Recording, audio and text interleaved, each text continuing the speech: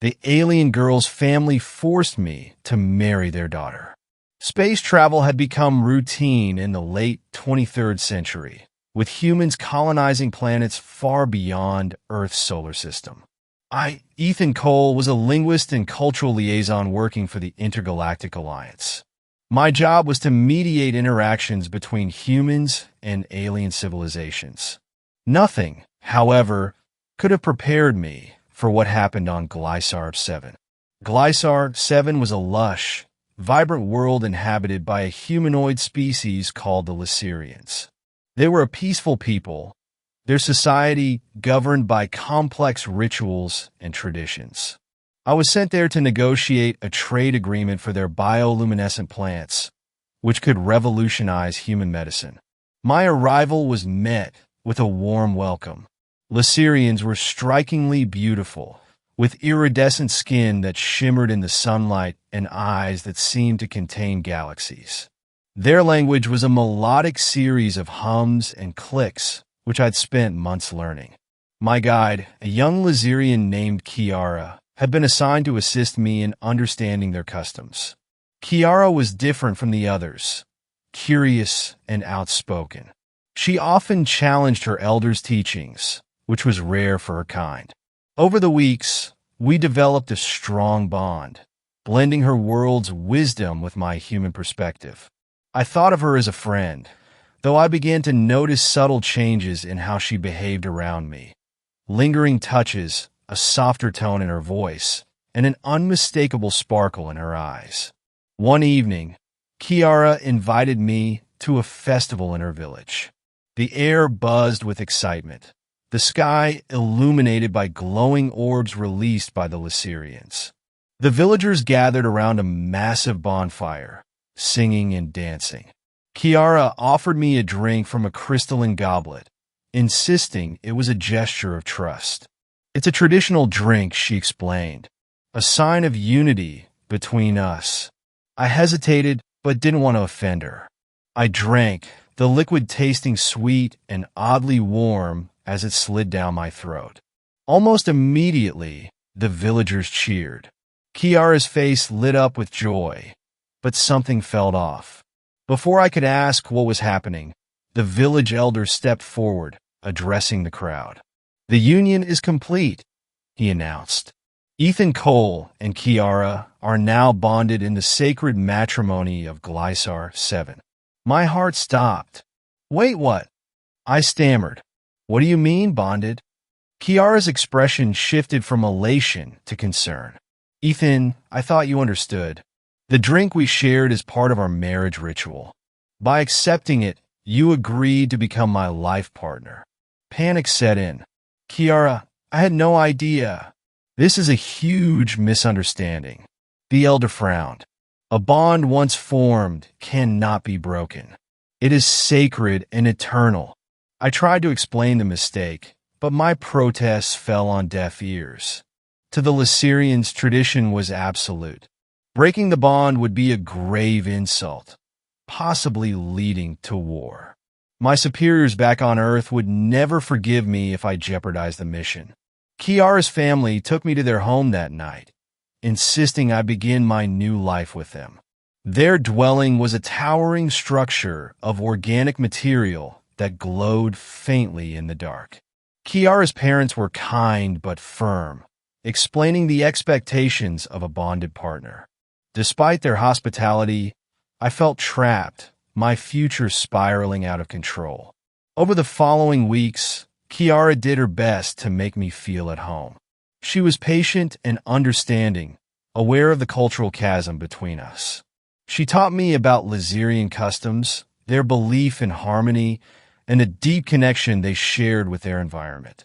I couldn't deny her genuine affection, but I struggled with the weight of my unintended commitment.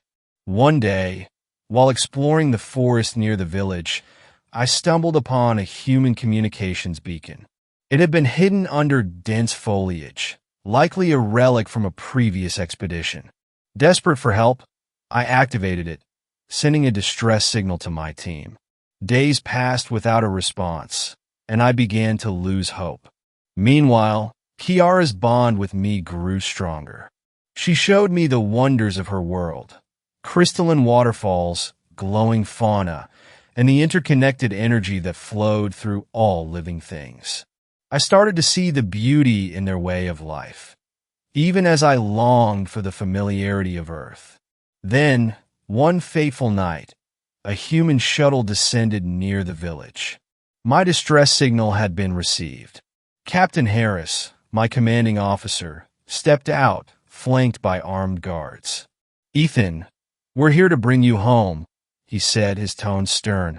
"The Alliance has been informed of your situation. We'll handle any diplomatic fallout." Kyara's face fell. "You're leaving?" she whispered, her voice trembling. I hesitated, torn between duty and the bond I'd unintentionally formed. "Kyara, I never meant to hurt you, but my life is on Earth. I don't belong here." The village erupted in protest, the Lyserians demanding that I honor their traditions. The elder approached Captain Harris, his demeanor calm but resolute. "Ethan Cole has accepted our sacred bond," he said.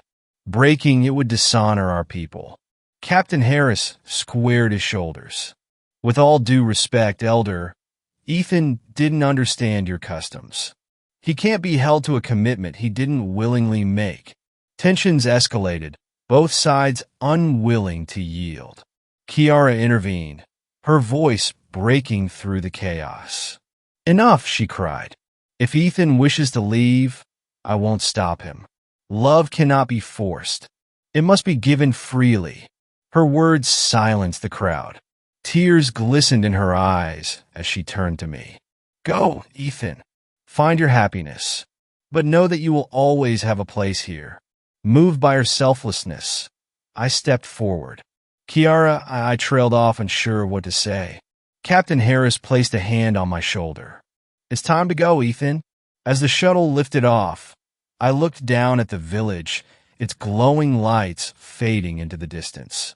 Kyara's face remained etched in my memory, a bittersweet reminder of a bond one never intended but couldn't forget. Back on Earth, life returned to normal, but I couldn't shake the feeling that I'd left a part of myself on Lysar 7. I immersed myself in work, hoping to bury the memories. Yet every time I looked up at the stars, I thought of Kyara and the iridescent world we'd shared. Months later, I received an encrypted message. It was from Kyara. Her words were simple but profound. "Our bond may have been unintentional, but it was real. The stars connect us, Ethan. No matter where you are, you'll always be a part of my world." Tears welled in my eyes as I read her message. Perhaps in another life, our paths would have converged differently. For now, all I could do was cherish the memory of a love that transcended worlds. Years passed, but the memories of Lysar 7 never faded. Inspired by Kyara's selflessness and her people's harmony, I championed new interspecies diplomatic policies within the Alliance. In time, I returned to Lysar 7, not as a bonded partner, but as an ambassador and a friend. Kyara and I stood together once more under the glowing orbs of her world, united not by tradition, but by mutual respect and an enduring connection. In the vastness of the universe, we had found a bond that defied all boundaries, proving that love and understanding could truly transcend the stars.